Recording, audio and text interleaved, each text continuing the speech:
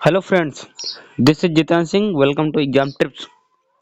बात करने वाले हैं उत्तर प्रदेश के बारे में और इसका फर्स्ट वीडियो यानी कि परसों शाम को उसको अपलोड किया गया था।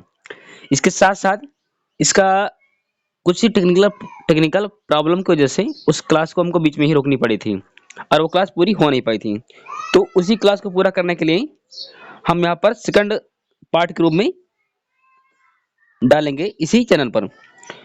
अगर उत्तर प्रदेश का कोई लड़का है, अगर कोई लड़का विद्यार्थी 6 से अगर कोई 10 तक के बीच भी है, तो कम से कम अपने प्रदेश के बारे में तो उसको बेसिक जानकारी होनी चाहिए। उत्तर प्रदेश की राजधानी कौन है, सीएम कौन है और वहाँ की राज्यपाल कौन है, और इसके साथ साथ इसमें जिले कितने हैं, मंडल कितने हैं, और यहाँ पर विधानसभा, लोकसभा, राज्यसभा की सीटें कितने कितने हैं। तो इसका जो फर्स्ट वीडियो में हम पूरी तरीके से बेहतर तरीके से उसमें बता चुके हैं कि उत्तर प्रदेश में सीटें कितनी हैं, लोकसभा, राज्यसभा, विधानसभा और विधान परिषद के भी। कहीं ना कहीं हर उस बच्चे को जानकारी होनी चाहिए, या जो स्टूडेंट भविष्य में यूपी टेट देंगे या देने वाले हैं सीटेट, सीटेट वो भी पेपर टू, क्योंकि यूपी टेट के लिए तो इंपॉर्टेंट क्लास है। सीटेट में आते हैं पर इतने ज्यादा नहीं आते, क्योंकि उत्तर प्रदेश स्पेशल है, क्योंकि ये इसमें कुछ नदियां, झीलें, तालाब और जितने भी वनस्पति या भी यहाँ की जलवायु, जितनी महत्वपूर्ण जानकारी इस वीडियो से आपको मिल जाएगी। जितनी आप कई वीडियो को आप देखेंगे तब आपको उतनी जानकारी मिलेगी। लेकिन अगर आप इस वीडियो को अगर आप पूरा देख लेंगे, आपको बहुत सारा इन्फॉर्मेशन, बहुत सारी जानकारी आपको इससे मिलने वाली है। तो इसमें अगर आप चैनल पर नए हैं तो चैनल को सब्सक्राइब कर लेना और वीडियो को लाइक और वीडियो को शेयर आप कर सकते हैं। हमने उस दिन पढ़ाया था, स्लाइड हमने 9 तक हमने पढ़ा दी थी। तो बात करते हैं, देखो ये सब मैंने पूरा बेहतर तरीके से पढ़ाया हुआ है। हर तरीके से एक हर पॉइंट मैंने पढ़ाया है। उस दिन मैं क्लास सॉरी हाँ 9 तक मैं नदियाँ पढ़ाने वाला था, क्योंकि उस दिन टेक्निकल वजह से हमको क्लास ये बीच में ही रोकनी पड़ी थी। देखो नदियाँ, ये उत्तर प्रदेश की यानी यूपी की प्रमुख नदियाँ हैं, और कौन कौन सी नदियाँ कहाँ कहाँ पर हैं, और हिमालय से निकलने वाली कुछ नदियाँ हैं। इनका नाम क्या है, बात करते हैं नदियाँ। तो ये हिमालय से निकलती हैं नदियाँ। ओके, हिमालय पर्वत है ना उत्तर में। अब ये नेपाल साइड में पड़ता है। नेपाल जो जो आपका जो उत्तर प्रदेश और नेपाल है ना, वहाँ पर पड़ता है हिमालय पर्वत। बात करते हैं हिमालय से निकलने वाली कुछ नदियाँ हैं उनके नाम क्या है। देखो यार, आप लोग याद कैसे करें, क्योंकि पढ़ तो आप कहीं से भी सकते हैं, लेकिन आपको आपको याद कैसे करना है। देखो गंगा आगे राम लगा देना तो क्या होगा, राम गंगा।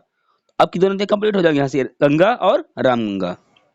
ओके, इसके बाद गंगा, यमुना और राम गंगा, आपको तीन यहाँ से नदी याद हो जाएंगी। फिर है शारदा और गंडक, ये जिसको बोलते हैं गंडक, और है ताप्ती। ये जो गंडक नदी है ना, ये उत्तर प्रदेश और बिहार से बीच में सीमा बनाती है। यानी इस तरफ मान लीजिए बिहार, मान इस तरफ यूपी है, नहीं हाँ, और इस तरफ आपका बिहार है आपको यहाँ से सीमा रेखा बनाती है। कौन सी नदी, ये गंडक नदी सीमा बनाती है। अब इसमें बात करने वाले हैं, देखो कुछ आपको गंगा नदी की तस्वीर आपको ऐसी दिखाई देगी, और यमुना नदी की तस्वीर आपको ऐसी दिखाई देगी। तो गंगा, यमुना, शारदा, गंडक, ताप्ती और इसके साथ साथ में रामगंगा, ये कुछ हिमालय से निकलने वाली कुछ नदियां हैं जो कि उत्तर प्रदेश में बहती हैं।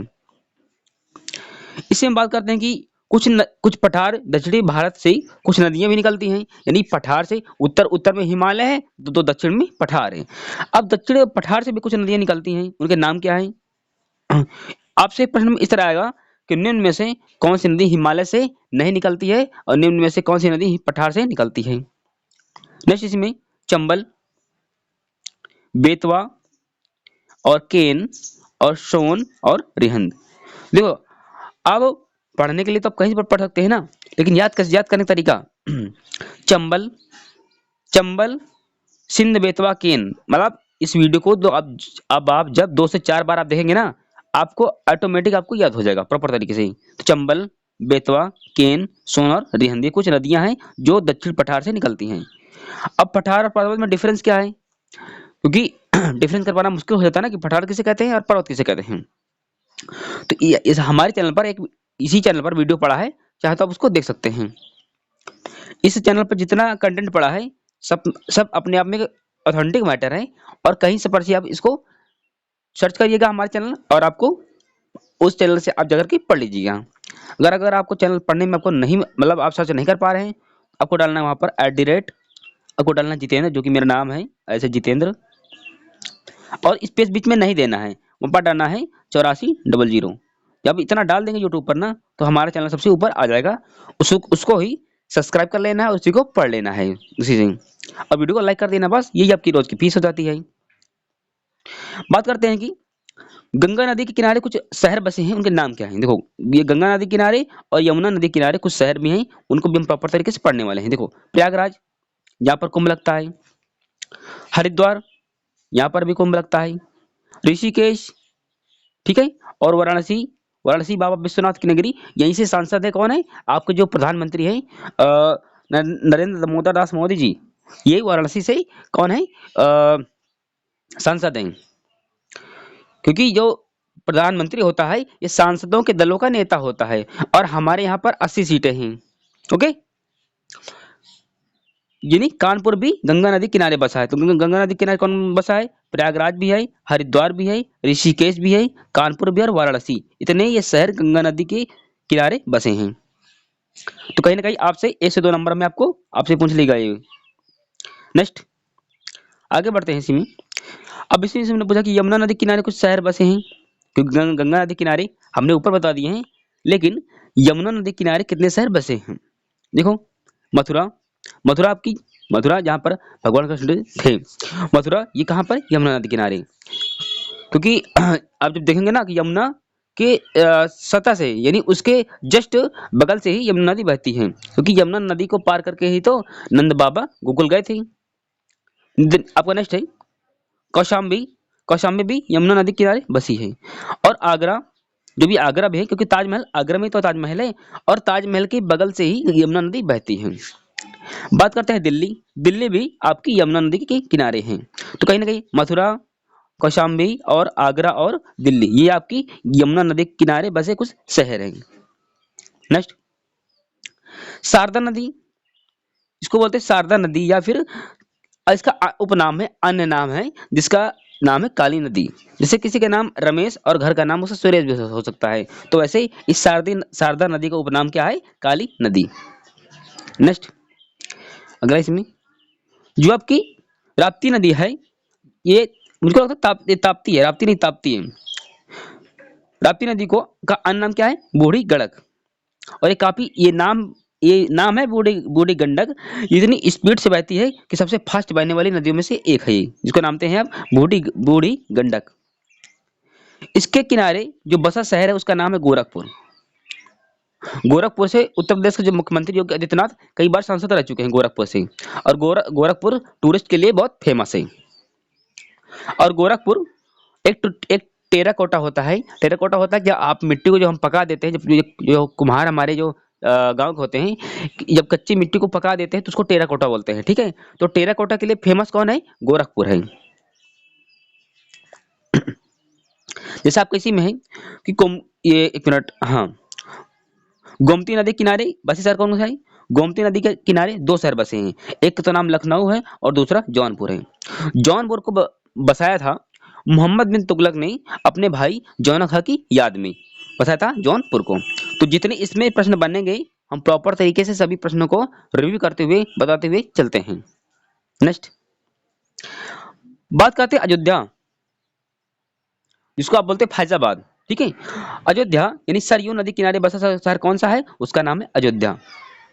भगवान राम इस सरयू नदी में ही नहाते थे जाकर के। ओके, क्योंकि सरयू नदी के किनारे जो बसा शहर, उसका नाम है अयोध्या, जिसको आप वर्तमान में बोलते हैं फैजाबाद। नेक्स्ट, इसी में है बेतवा नदी। बेतवा नदी बात करते हैं, उत्तर प्रदेश और मध्य प्रदेश के बीच सीमा रेखा बनाती है। देखो, जो गंडक नदी है वो यूपी, एक मिनट भाई, जो यूपी और बिहार के बीच में ये सीमा बनाती है, जिसका नाम है गंडक नदी। ओके, लेकिन एक नदी और जिसका नाम है बेतवा नदी। बेतवा नदी ये उत्तर प्रदेश ऊपर आपका ऊपर है, और अब मध्य प्रदेश कहीं ना कहीं आपका नीचे है। तो जो जो ये सीमा रेखा बनाती है, ये वाली, ये क्या है, ये बेतवा नदी है। ओके, उत्तर आपका यूपी आपका ऊपर है, और एमपी आपका नीचे है हल्का सा। कुछ आपको नक्शा में कुछ ऐसे दिखाई देगा, यूपी और ऐसे आपको एमपी दिखाई देगा। तो जो ये सीमा रेखा बनाती है, ये क्या है, ये बेतवा नदी है। बात करते हैं अलक देवप्रयाग के समीप गंगा नदी में कुछ मिलती हैं। देवप्रयाग के समीप गंगा नदी अलकनंदा और भागीरथी से मिल जाती हैं। देखो देवप्रयाग, अब इसको आप याद कैसे करेंगे? हमने जिस तरह याद किया है आपको प्रॉपर तरीके से आपको वैसे भी याद करना पड़ेगा, ठीक है? क्या आप लोग ऐसे भूलेंगे नहीं? देखो मैंने याद किया अभागी देव, कैसी, एक मिनट भाई, अभागी और देव, ठीक है? आ से अलकनंदा, ठीक है? आ से अलकनंदा, भा से भागी से भागीरथी और देव से देवप्रयाग में, यानी अलकनंदा और भागीरथी जहां पर मिलते हैं उसको बोलते हैं देवप्रयाग। इस तरह आप लोग याद कर पाएंगे और प्रॉपर और बिल्कुल बेहतर तरीके से। आ से ही कहीं ना कहीं अलकनंदा सेकंड में आपको जैसे पड़ेगा, और भागी से भागीरथी आपको पड़ेगा, देव से देवप्रयाग में, यानी देवप्रयाग में अलकनंदा और भागीरथी दोनों मिलते हैं। नेक्स्ट, कुछ झीलें हैं उत्तर प्रदेश की, और मैंने बोला था कि उत्तर प्रदेश में इतना आपका अच्छा कंटेंट आपको कहीं से आपको ढूंढने के लिए जरूरत आपको है ही नहीं। तो हम इतना इस चैनल में जितने वीडियो पड़े हैं सब अपने आप में एक अपने आप में एक वीडियो हैं, क्योंकि उन क्लासेस से जितने प्रश्न आपके एग्जाम में बनेंगे हमने हर उस पॉइंट को बताया है जो आपके एग्जाम के लिए महत्वपूर्ण है। अगर आप उत्तर प्रदेश के रहने वाले हैं तो आपको ये क्लास अति महत्वपूर्ण आपके लिए साबित होने वाली है। नेक्स्ट, जबकि है औधिताल झील, ये कहाँ पर है? ये वाराणसी में है। वाराणसी वही बाबा विश्वनाथ की नगरी, वही है वाराणसी है। बात करते हैं, अब हो गया औधिताल। आपका इसमें है बड़ा ताल झील, कहाँ पर है? तो ये कहाँ पर है? बड़ा शाहजहांपुर में है, इसका नाम है बड़ा ताल। औधी वाराणसी में और बड़ा ताल शाहजहांपुर में है। फिर आपका नेक्स्ट इसी में अगली एक है, ये फुल्लर झील कहाँ पर है? ये पीलीभीत में है। ये पीलीभीत भी इंपॉर्टेंट है, यानी सभी झील तो इंपॉर्टेंट है ये, लेकिन ये पीलीभीत वाली जिसको बोलते हैं फुल्लर झील, ये किसी एग्जाम में पूछी गई थी। ओके, तो ये बहुत महत्वपूर्ण और इंपॉर्टेंट है। नेक्स्ट, अब हम बात करने वाले हैं वन और वन्य जीव, जो कुछ आपके वन और वन्य जीव हैं उन्हीं के बारे में हम बात करने वाले हैं, और प्रॉपर तरीके से रिव्यू करके बताने वाले भी हम हैं। ओके, जैसे उत्तर प्रदेश में वन आच्छादित क्षेत्र कितना है? 7% है। ये कहीं ना कहीं आपको जब R O and A R O या यूपी टेट वाला तो परीक्षा हो ही चुकी है उसकी। इसके साथ साथ आप अगर यूपी टेट आप देंगे, आप सुपर टेट भी देंगे, तो कहीं ना कहीं आपका उत्तर प्रदेश के लिए इंपॉर्टेंट ये प्रश्न है। वन आच्छादित का मतलब होता है कि उत्तर प्रदेश में कितने ऐसे वन, उत्तर प्रदेश में कुल कितनी ऐसी जगह है जो वनों से ढकी हुई है, यानी वनों से आच्छादित है, वन से ढकी हुई है। तो कितने परसेंट है? ये 7% है। ओके, नेक्स्ट, जो सर्वाधिक वन क्षेत्र है वो किस जिले में है? तो ये सोनभद्र है। सोनभद्र में, जहां से राजनाथ सिंह आपके रक्षा मंत्री हैं, ये रहने वाले हैं सोनभद्र के, क्योंकि वहां पर एक भारी मात्रा में एक बार सोना मिला था, तभी उसका नाम सोनभद्र पड़ा था। बात करते कि उत्तर प्रदेश में राष्ट्रीय उद्यान की संख्या 1 है। अब हो सकता है ये थोड़ा थोड़ा पुरानी थोड़ा पीडीएफ है, इतनी पुरानी भी नहीं है, फिर पुरानी थोड़ा है, तो आप गूगल करके इस चीज का आप पता लगाएंगे कि उत्तर प्रदेश में राष्ट्रीय उद्यान कितने हैं। 1 है या 2 है? मुझको लगता है शायद 2 है इस बार, एक और दूसरा कोई बन चुका है। बात करते हैं कि वन्य जीव विहार कहाँ कितने हैं? 12। देखो वन्य जीव विहार और पक्षी विहार में अंतर होते हैं, ठीक है? वन्य जीव विहार में सभी लोग रहते हैं, लेकिन पक्षी विहार में 25 लोग रहते हैं, पक्षी जो होते हैं वो रहते हैं। तो वन्य जीव विहार 12 हैं और पक्षी विहार आपके 13 हैं। इस चीज को आप ध्यान रख चलिएगा। आपके प्राणी उद्यान 2 हैं, जो कि आपसे कभी पूछेगा नहीं, लेकिन आप रिस्क कभी हम ले नहीं सकते। प्राणी उद्यान 2 हैं, कहाँ पर? एक लखनऊ में है, एक कानपुर में है। जो उत्तर प्रदेश का राजधानी लखनऊ है, वहीं पर आपके मुख्यमंत्री योगी आदित्यनाथ बैठते हैं। और लखनऊ तो आपको मालूम है, जो चमड़े का सबसे बड़ा जो औद्योगिक नगर है उसको बोलते हैं कानपुर, चमड़े के लिए फेमस भी है, और काफी गंदा और मलिन शहर है कानपुर, ठीक है? मैं कई बार मैं गया हूँ कानपुर, मैंने देखा है कितना गंदा है। नेक्स्ट, देखो कुछ घड़ियाल संरक्षण केंद्र हैं जिनको आप बोलते हैं मगरमच्छ।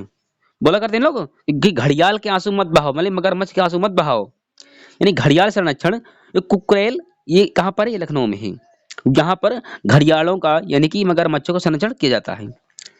और अगला इसी में आपका है कुकरेल तो हो गया लखनऊ, लेकिन आपका है कतरनीय घाट, जहाँ ये कहाँ पर है? ये बहराइच में है।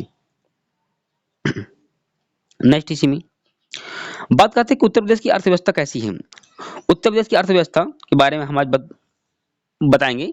उत्तर प्रदेश भारत में सर्वाधिक गरीब व्यक्तियों की संख्या उत्तर प्रदेश में है।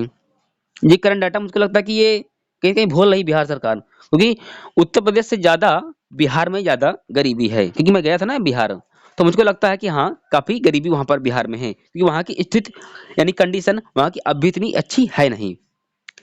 तो इसको थोड़ा गूगल करिएगा इस चीज को, कि ये वर्तमान में मतलब क्या क्या डाटा आपको दिखा रहा है कि वर्तमान में भारत का सर्वाधिक गरीब राज्य कौन सा है। तो कहीं ना कहीं आपको बिहार दिखेगा, आपको उत्तर प्रदेश नहीं दिखेगा, बिहार है। ठीक है, इस चीज को थोड़ा चेंज करिएगा।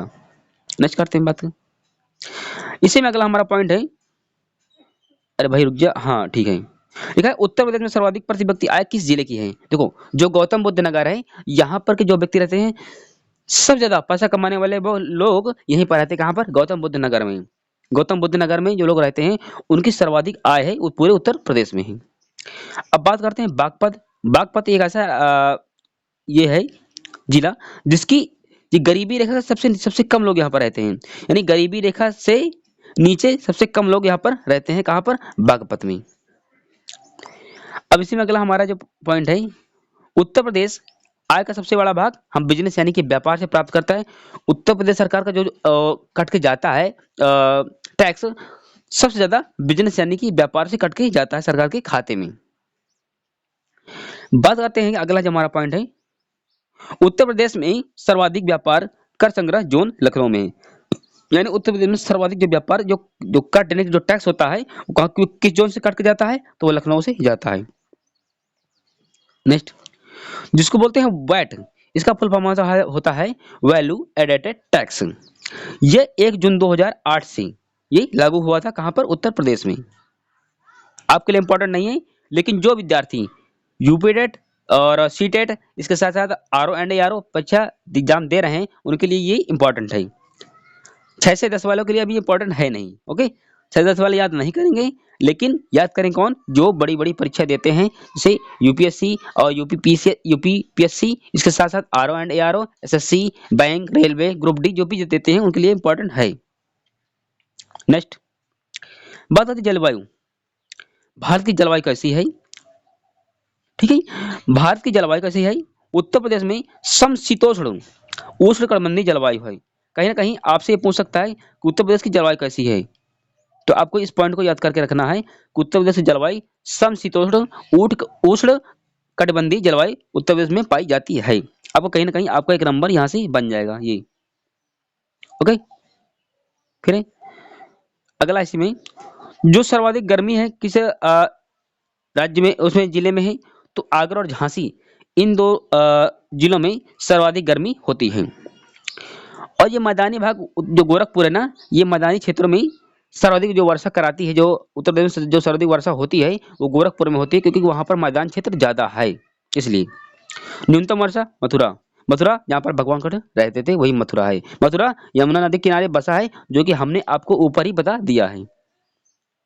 नेक्स्ट, खनिज। उत्तर प्रदेश में खनिज के भंडार हैं और बिहार में खनिज के भंडार कम है, तभी बिहार कमजोर है और उत्तर प्रदेश आगे है, क्योंकि बिहार से कट करके झारखंड बना था, तो कुछ जो खनिजों के जो खनिज थे उनका जो हिस्सा था वो झारखंड के हिस्से में कटकर चला गया था। तो इसलिए बिहार में वहां पर इतने मिनरल्स भी नहीं है, यहाँ पर या फिर बिहार में उतनी फैक्ट्रियां भी नहीं है जिसका उत्पादन बढ़ा करके बिहार कुछ डेवलप कर सके। इसलिए बिहार में ज्यादा औद्योगिक क्षेत्र या इंडस्ट्रियल कंपनियां बिहार में है नहीं, उत्तर प्रदेश में ज्यादा है, इसलिए उत्तर प्रदेश प्रगति कर रहा है और बिहार पीछे है। नेक्स्ट, इसी में है उत्तर प्रदेश में खनिज के संदर्भ में सर्वाधिक संपन्न जिला मिर्जापुर है। आपने मूवी देखी थी ना वो मिर्जापुर, मैंने तो कभी नहीं देखी पर सुना है मैंने, जहाँ काफी ठीक ठाक मूवी है। ठीक है मतलब मिर्जापुर में सर्वाधिक जो खनिज संसाधन है, सर्वाधिक संपन्न जिला मिर्जापुर है। ये खनिज ऐसे होते हैं जो आप इस्तेमाल करते हैं खनिजों के रूप में, ये आपको ऐसे मिलते हैं, इनको प्योरीफाई करके आप लोगों के उपयोग के लिए मार्केट में उपलब्ध कराई जाती हैं। जब आपको सोना मिलता है तो आपको बनी बनाई हार नहीं मिल जाते हैं, ये एक टुकड़ेबाजी में सोना मिलता है जिसको पिघला करके, जिसको अलग अलग करके उससे सोना निकाला जाता है। ओके, इसी में है ये मिर्जापुर और प्रयागराज, क्योंकि देखो देखो पत्थर दोनों हैं, एक सिलिका जिसको बोलते हैं कांच बालू और दूसरा बलुआ पत्थर, इसमें दोनों में बहुत कंफ्यूजन होता है, इसलिए दोनों को हम बेहतर तरीके से रिव्यू करेंगे। देखो, जब मिर्जापुर की बात आ जाए तो जो बलुआ पत्थर होता है ना, जिसको आप बोलते हैं एस्बेस्टॉस पत्थर, ये बलुआ पत्थर कहाँ पर मिलता है? मिर्जापुर मिलता है। और इसको बोलते हैं एस्बेस्टॉस पत्थर। जैसे प्रयागराज है ना, प्रयागराज में क्या है? अरे प्रयागराज किस नदी किनारे बसा है? गंगा नदी किनारे बसा है। तो प्रयागराज में क्या है? बालू है। कौन सी बालू है? सिलिका बालू है। इसको आप बोलते हैं कांच बालू। तो प्रयागराज में क्या है? कांच बालू या फिर सिलिका बालू कहाँ पर है? प्रयागराज में है। तो कहीं ना कहीं आपका 1 से 2 नंबर कहीं ना कहीं आपको ये दिलाएगा। ठीक है, ध्यान रखिएगा, इंपॉर्टेंट है। जो ललितपुर है, ललितपुर है। अब मान ली एक ललित एक व्यक्ति का नाम है, वो ललित अपने पास यूरेनियम और तांबा लेकर के आए हैं। कहाँ से? ललितपुर से। ललित ललित एक व्यक्ति का नाम है, वो यूरेनियम उनके पास ललित के पास यूरेनियम और तांबा है। आप ऐसे याद करेंगे तो आपको आसानी से याद हो जाएगा, आप जल्दी भूलेंगे नहीं। ये तरीका होते हैं याद करने के। ललित के पास यूरेनियम और तांबा दोनों है, ऐसे याद आप लोग ऐसे याद करेंगे। सोनभद्र, सोनभद्र क्या है? मतलब चूना और कोयला सबसे ज्यादा उत्तर प्रदेश में सोनभद्र में पाया जाता है। जैसे आपको ये उत्तर प्रदेश है, ऐसे मान ली, ऐसे बनेगा तो नहीं, लेकिन ऐसे मान लेते हैं। तो सबसे नीचे का जिला है ना, उसको बोलते हैं सोनभद्र। सोनभद्र सबसे नीचे है। नेक्स्ट इसमें है अब्रक। उत्तर प्रदेश में अब्रक कहीं पर भी नहीं पाया जाता है। उत्तर प्रदेश में इंपॉर्टेंट है, आपसे पूछेगा कि अब्रक निम्न में से किस जिले में पाया जाता है उत्तर प्रदेश में? तो अब्रक उत्तर प्रदेश में कहीं पर भी नहीं पाया जाता है। नेक्स्ट इसी में है कुछ औद्योगिक संस्थान हैं जो कि उत्तर प्रदेश में है। तो उत्तर प्रदेश वालों के लिए तो ये तो बल्ले बल्ले हैं, और उत्तर प्रदेश वालों के लिए इंपॉर्टेंट भी हैं। नेक्स्ट इसी में है जैसे भारत इलेक्ट्रॉनिक्स लिमिटेड, जो कि गाजियाबाद में है। भारत इलेक्ट्रॉनिक लिमिटेड, भारत, एक मिनट भाई, भारत इलेक्ट्रॉनिक लिमिटेड, जिसको बोलते हैं भेल, बेल बेल भेल। भारत इलेक्ट्रॉनिक्स लिमिटेड जी कहाँ पर है? यह है गाजियाबाद में। नेक्स्ट हिंदुस्तान एल्यूमिनियम कॉर्पोरेशन, ये कहाँ पर है? रेणुकूट। हिंदुस्तान एल्यूमिनियम कॉर्पोरेशन, ये कहाँ पर है? यह है रेणुकूट में। ये रेणुकूट कहाँ पर है? ये मिर्जापुर में है। तो एल्यूमिनियम वाला हिंदुस्तान एल्यूमिनियम कहाँ पर है? रेणुकूट में, मिर्जापुर में है। लेकिन फर्स्ट वाला कहाँ पर है? इलेक्ट्रॉनिक्स, भारत इलेक्ट्रॉनिक्स लिमिटेड, ये कहाँ पर है? ये गाजियाबाद में है। यानी भारत में इलेक्ट्रॉनिक्स के जो सामान कहाँ पर ज्यादा बनते हैं, मान लीजिए थोड़ी देर के लिए, तो ये बनते हैं गाजियाबाद में। गाजियाबाद में भारत की इलेक्ट्रॉनिक्स जो लिमिटेड है, कहाँ पर है? गाजियाबाद में है। ये इसलिए इम्पोर्टेंट है क्योंकि ये उत्तर प्रदेश का है, इसलिए क्योंकि ये भारत का पहले तो पूरे देश में है। पहले पूरे देश में इसकी एक वैल्यू है, फिर आपको उत्तर प्रदेश में इसकी एक वैल्यू है, इसलिए इंपॉर्टेंट हो जाता है। कुछ औद्योगिक स्थान है, उनको उन्हीं नाम से जानते हैं। जैसे ट्रांसफार्मर फैक्ट्री आपको ये मिलेगी झांसी में। झांसी में ट्रांसफार्मर की बहुत बड़ी फैक्ट्री है। फिर अगला इसी में है आपका Indian telephone industry, Raebareli. Raebareli मुझको आई थिंक याद है कि और एक मतलब कि अपने मतलब कि वो पॉलिटिशियन थे, उन्होंने चुनाव लड़े थे। इंदिरा गांधी, हाँ, इंदिरा गांधी ने रायबरेली से चुनाव लड़ा था और वहां पर से वो हार गई थी। Okay okay. तो टेलीफोन, इंडियन टेलीफोन इंडस्ट्री कहाँ पर है? ये रायबरेली में है। ठीक है। अब एक आप लोग यूरिया खाद जब आप देखते हैं, तो इसका एक उर्वरक कारखाना फूलपुर प्रयागराज में है। ओके। और ये सेकंड है, पहला करोल गुजरात में है। पहला नैनो यूरिया प्लांट और सेकंड नैनो यूरिया प्लांट का प्लांट कहाँ पर है? तो फूलपुर प्रयागराज में है। तो ये आपका ये दूसरा नंबर का है। पहला वाला आपको गुजरात में है, कलोल गुजरात में है। ठीक है, पहला कारखाना उर्वरक वाला कलोल गुजरात में है, और सेकंड वाला कारखाना आपका फूलपुर प्रयागराज में है। ये करंट के दोनों है ना, इसलिए लिखा है इलेक्ट्रॉनिक्स प्लास्टिक सिटी कहाँ पर है? कानपुर में है। एक छोटा पू बनेगा, मतलब टाइपिंग एरर है। कानपुर में, जिसको इस चमड़े की नगरी के नाम से भी हम उसमें कानपुर को हम जानते हैं। ओके, क्योंकि यहाँ पर चमड़े का ज्यादा बिजनेस और व्यापार उत्पादन भी उत्तर प्रदेश ज्यादा होता है। सफाई रंगाई भी, जो बेल्ट वगैरह बनते हैं और सामान बनते हैं, जूते मोजे जो भी बनते हैं, सॉरी मोजे नहीं, जूते मतलब जो जूते और आपके जो बैग होते हैं, आपके बेल्ट हैं, ये कानपुर में ज्यादा बनते हैं। नेक्स्ट लिखा है चिकन, यानी कपड़ा काम। ये चिकन खाने वाला कपड़ा नहीं है, यानी कपड़े पर जब हम कोई एक हमारी जो 9-10 में कुछ ग्रह विज्ञान कुछ लड़कियां लिए रहती हैं, तो कहीं ना कहीं उनको एक कपड़े पर उनको एक फूल बनाने के लिए दिया जाता है कि आपको एक फूल बनाना है, या कुछ आपको इसमें एक तस्वीर बनानी है, चित्र बनाना है। किसके माध्यम से? उसके माध्यम से क्या बोलते हैं, अरे धागे के माध्यम से, उसको बोलते हैं चिकन। यानी कपड़ा पर आप लोग जो हम बनाते हैं कोई तस्वीर या कोई पेंटिंग या कोई फूल बनाते हैं, उसको बोलते हैं चिकन। ये किसके लिए फेमस है, ये कहाँ पर है, लखनऊ में। ज्यादा काम यहीं पर होता है चिकन का। चीनी मिट्टी बर्तन, जो चीनी मिट्टी बर्तन कहाँ है, चिन्हाट कहाँ पर है, लखनऊ में है, जहाँ पर चीनी मिट्टी के सबसे ज्यादा बर्तन बनते हैं, जिसका नाम है चिन्हाट। ठीक है, इसी में है मिट्टी बर्तन, जो कि खुर्जा, खुर्जा में ये मिट्टी के बर्तन बनते हैं। एक खुर्जा, अब मुझको याद है, मैं मतलब एक लोग गए थे मतलब मध्य प्रदेश में, तो वहाँ पर खुरचन देते थे मतलब खाने के लिए। और वो ऐसा था कि जैसे कि जब कोई हम दूध दूध उबालते हैं तो उसके अगल-बगल कुछ मोटी लेयर लग जाती है, जिसको अब हम साड़ी या ऐसे न देहाती भाषा में बोलते हैं, तो वही उस खाने के लिए देते थे। उसका नाम था खुरचन, ठीक है? तो मुझको ऐसे ध्यान आ गया है कि खुरचन नहीं है, खुर्जा है। किसे? मिट्टी के बर्तन। नेक्स्ट, मिट्टी के खिलौने बनते हैं उत्तर प्रदेश में, उसे आगरा में सबसे ज्यादा बनते हैं मिट्टी के खिलौने आगरा में। और पीलीभीत तो खड़ाऊ के लिए फेमस है ही है। आपको बताने की जरूरत है नहीं कि पीलीभीत वाले खड़ाऊ ज्यादा पहनते हैं। आपको ऐसे याद कर लेना है कि जो पीलीभीत वाले हैं वो खड़ाऊ ज्यादा पहनते हैं। नेक्स्ट, ये इंपॉर्टेंट है कि उत्तर प्रदेश किस लिए, कांच के सामान, कांच की चूड़ियां और पोट्री उद्योग, ये कहा फिरोजाबाद, फिरोजाबाद में है। देखो अब लोग याद कैसे करेंगे, ठीक है? कांच की जो, अगर कोई कांच अगर शब्द आ जाए, देखो कांच की सामान, कांच का चूड़ी, चूड़ी तो कांच की तो होती है ना, प्लास्टिक की तो हो सकती है, लेकिन अधिकतर चूड़ियां कांच की होती हैं। और पोट्री उद्योग, तो ये आपसे पोट्री उद्योग तो आपसे कभी पूछेगा नहीं, लेकिन आपसे ये जरूर पूछेगा कि कांच सामान और चूड़ी उद्योग कहाँ पर है, फिरोजाबाद में है। फिरोजाबाद, सिकंदराबाद और हैदराबाद, यानी बाद वाले अफसर कहीं ना कहीं आपको कंफ्यूजन करेंगे। इसलिए कांच का सामान यानी कांच की चूड़ियां। अब आपको ऐसे याद करना है कि आप कांच का सामान, कांच की चूड़ी आप कहाँ से लाएंगे, तो आप फिरोजपुर से आप लाएंगे, फिरोजाबाद से आप लाएंगे कांच का सामान और कांच की चूड़ियां। नेक्स्ट, लकड़ी के खिलौने जो बनते हैं वो कहाँ पर बनते हैं, वाराणसी, वाराणसी में बनते हैं लकड़ी के खिलौने। और आगरा में बनते हैं मिट्टी के खिलौने। अब आपका टेराकोटा, टेराकोटा ये गोरखपुर फेमस है टेराकोटा के लिए, क्योंकि पूरे भारत में जीआई टैग मिला है। जीआई टैग मतलब होता है कि एक एक उस छोटे उद्योग के लिए मिलता है, जो अगर किसी उद्योग को जीआई टैग मिल जाता है तो पूरे इंटरनेशनल बाजार में उसकी ब्रांड वैल्यू बढ़ जाती है। उसको बोलते हैं जीआई टैग, ठीक है? और जीआई टैग 10 नंबर का 10 वर्ष के लिए होता है। तो टेराकोटा क्या होता है, जब कुम्हार कच्ची मिट्टी से उसको पका देता है उसे बोलते हैं टेराकोटा, यानी कच्ची मिट्टी को पका देना उसको बोलता है टेराकोटा। और टेराकोटा के लिए फेमस है गोरखपुर, जहाँ के सांसद आपके रह चुके हैं उत्तर प्रदेश के मुख्यमंत्री योगी आदित्यनाथ 3 से 4 बार। नेक्स्ट, आपका है पाली फाइबर कहाँ पर है, बाराबंकी। फाइव बा से, देखो फाइबर बा इसमें है और बाराबंकी में बा है, तो poly fibre Barabanki. Plywood Najibabad, plywood Najimabad.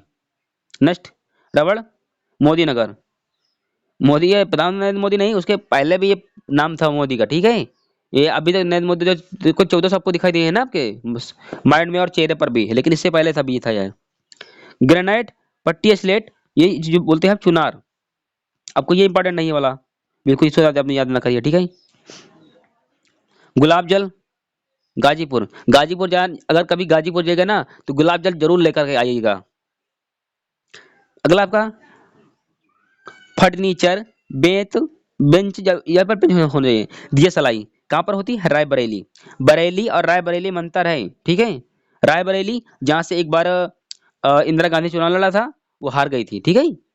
और बरेली ये अलग है, रायबरेली और बरेली में बहुत सारा डिफरेंस है। ये बरेली है, बरेली पर कहाँ का क्या सामान बनता है, जो दिया सलाई, जो आपकी माचिस और बेंत और ये फिर फर्नीचर बनते हैं।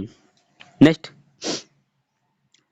आपकी छपाई फार्मा उद्योग कहाँ पर है, फर्रुखाबाद में। फर्रुखाबाद बगले में है आपके उत्तर, पहले आपका फतेहपुर है, फतेहपुर के बाद कानपुर है, कानपुर अगर कुछ आप दूर निकलेंगे तो आपको फर्रुखाबाद वहां पर मिल जाएगा। वहां पर छपाई पर फार्मा उद्योग होता है। ये इंपॉर्टेंट है आपका कि उत्तर प्रदेश का है और ये पहली बार है, मतलब प्रथम है। प्रथम चीनी मिल कहाँ पर है, देवरिया, जो कि प्रतापपुर में है।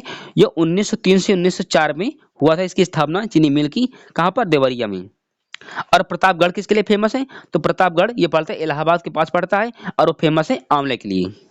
ये पिछली बार में परीक्षा एक दो क्वेश्चन में आया था यूपी टेट में। बात करते हैं परिवहन, परिवहन के बारे में हम, जी, उत्तर मध्य रेलवे का मुख्यालय प्रयागराज में है।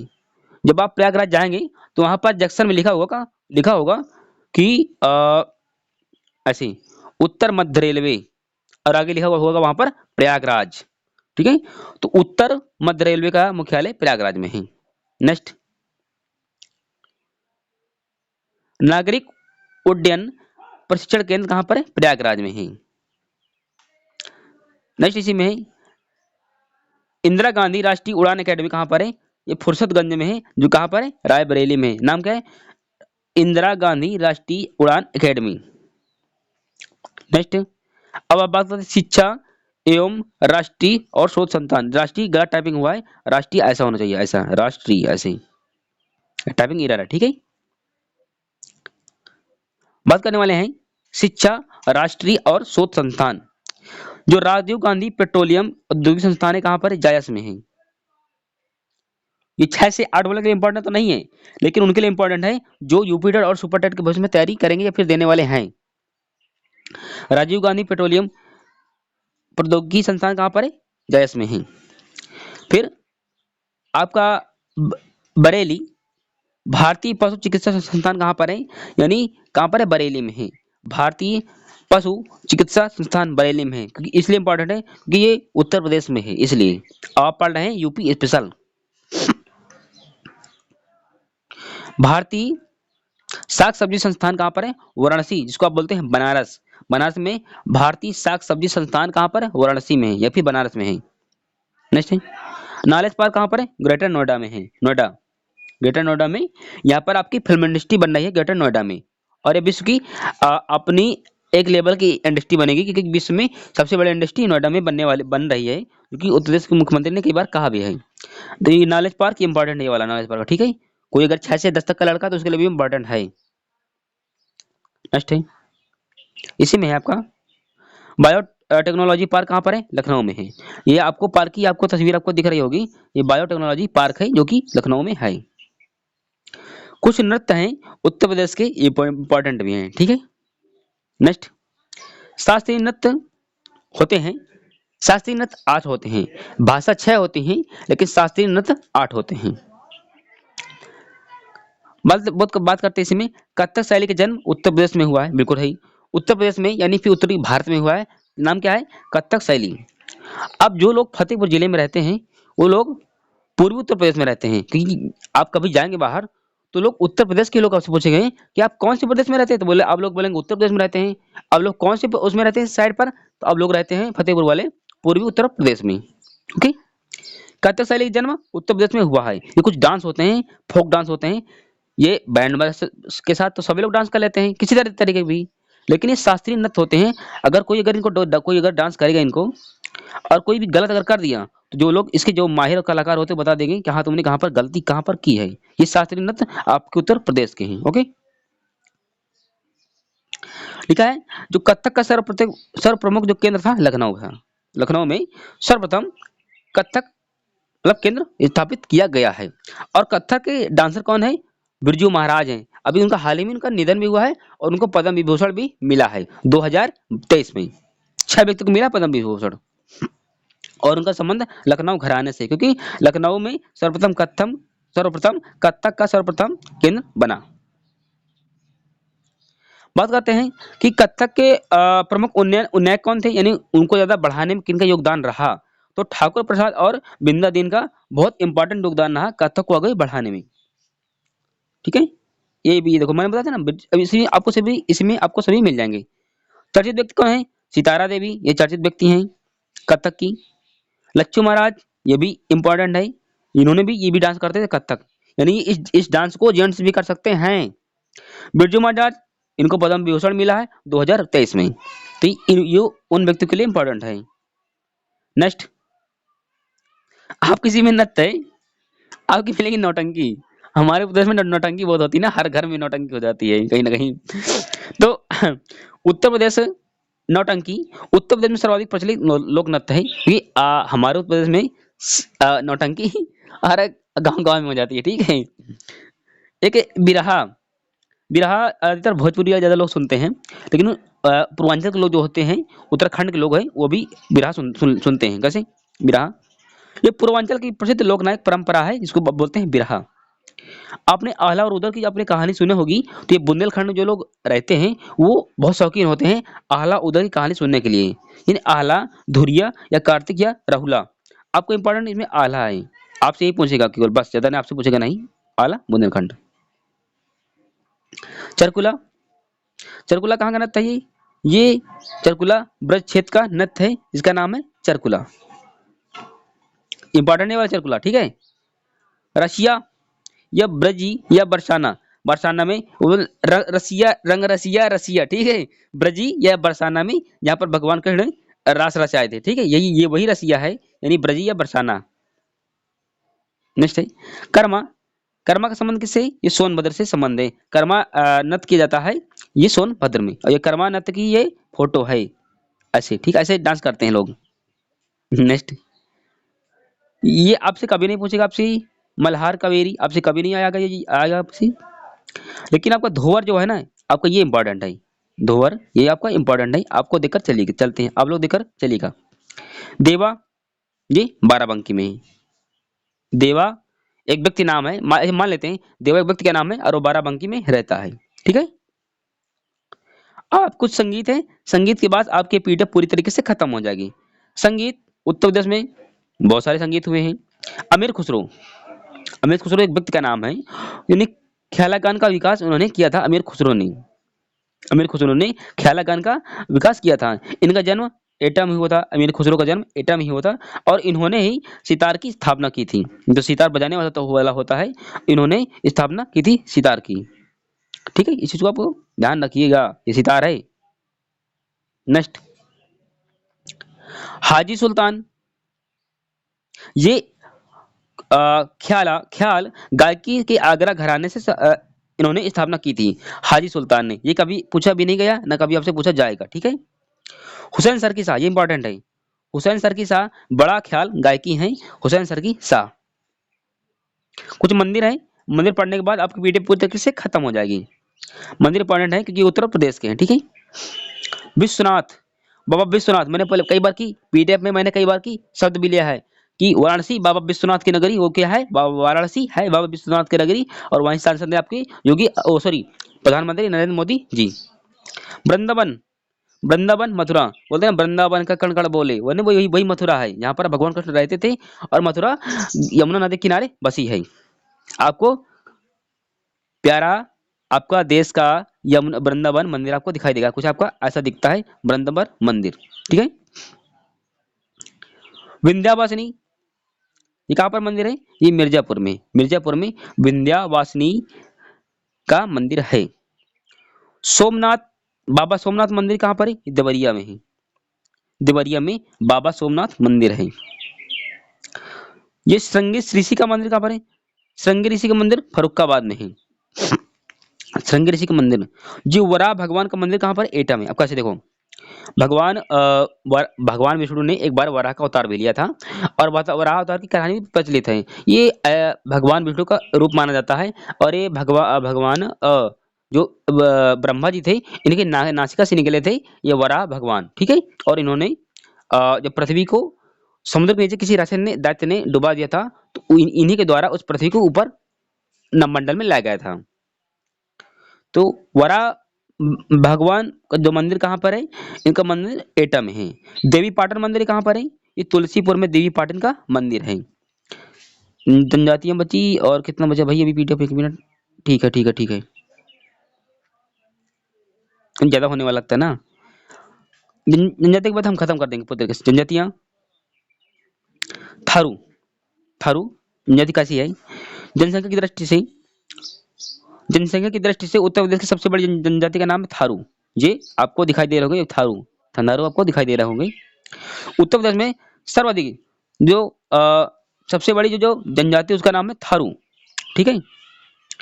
और ये जनजाति दीपावली को एक शौक के रूप में मनाती है, क्योंकि शौक हम इन्होंने, हो सकता है कि ये रावण को मानने वाले लोग हों, तभी तो दीपावली शौक के रूप में मनाते हैं, लेकिन हम लोग खुशी के रूप में मनाते हैं, क्योंकि जब भगवान राम रावण का वध करके अयोध्या में आए थे, तो उन्हीं खुशी में अयोध्या वासियों ने दीपक जलाए थे, तभी हम दीपावली मनाते हैं, ठीक है।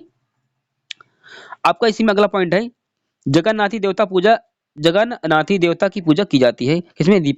थारू जनजाति के द्वारा। वर्षा ऋतु में वनहर त्योहार मनाते हैं, कौन सा? थारू। नेक्स्ट, ये बन रहा हो तो इंपॉर्टेंट है नहीं, लेकिन एक बार देख लेते हैं, रिक्स हम ले नहीं सकते हैं, कोई परीक्षा कभी ना पूछ लेते हैं, पूछ लिया जाए। वन राव, ये जनसंख्या की दृष्टि से उत्तर प्रदेश की सबसे छोटी जनजाति है, यानी कि जैसे गोरखा होते हैं ना छोटी जनजाति, वैसे होते हैं ये लोग।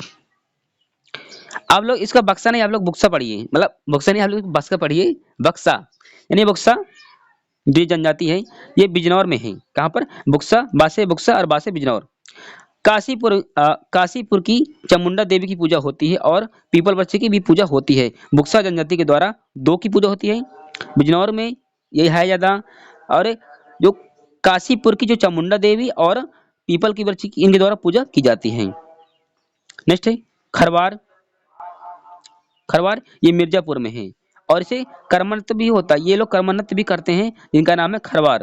ये कर्मनत इंपॉर्टेंट है क्योंकि उत्तर प्रदेश का भी है, हमने ऊपर ही स्लाइड में बताया है, क्योंकि जो खरवा जो है जनजाति है ये कर्मनत नत करती है, और कहाँ पर अभी है? ये मिर्जापुर में है। नेक्स्ट, अगला इसी में हमारा माही गिर या मेहरा बिजनौर महाभारत में इसी जनजाति का उल्लेख है, और इस्लाम धर्मानुयायी हैं में भी इनका उल्लेख है, किनमा? खरवार का। ठीक है, खत्म, आपकी स्लाइड आपकी खत्म हो गई पूरी तरीके से। तो ये वीडियो आपको कैसी लगी? हमने अपना पूरा जितनी मुझ में क्षमता थी अभी तक का वो सबने मैंने पूरी इस वीडियो में झोंक दिया है, ठीक है। तो कहीं ना कहीं इस वीडियो को पढ़ने के बाद आपको उत्तर प्रदेश स्पेशल, जैसे अगर 8 तक का विद्यार्थी 10 तक का विद्यार्थी है तो आप कहीं पर से भी आपको वीडियो पढ़ने की आवश्यकता नहीं होगी, आपको इसी वीडियो से आपका उद्धार हो जाएगा इन्फॉर्मेशन। लेकिन जो बड़ी तैयारी करते हैं उनके लिए और वीडियोस पढ़ने पड़ेंगे। तो इसलिए मैंने बोला कि अगर आप इस वीडियो को अगर लास्ट तक अगर आप बने रहे होंगे तो बहुत सारा डाउट्स आपका क्लियर हो गया होगा। तो बहुत जल्द मिलेंगे हम नेक्स्ट वीडियो में, तब तक के लिए जय हिंद, वंदे मातरम। और इस वीडियो को जितना हो सके अपने फ्रेंड्स के लिए, अपने भाई के लिए आप लोग शेयर कर सकते हैं, क्योंकि आपका सपोर्ट ही हमको आगे बढ़ने में मदद करेगा। तो थैंक यू मेरे दोस्त, हम मिलते हैं बहुत जल्द नेक्स्ट वीडियो में, तब तक के लिए जय हिंद, वंदे मातरम।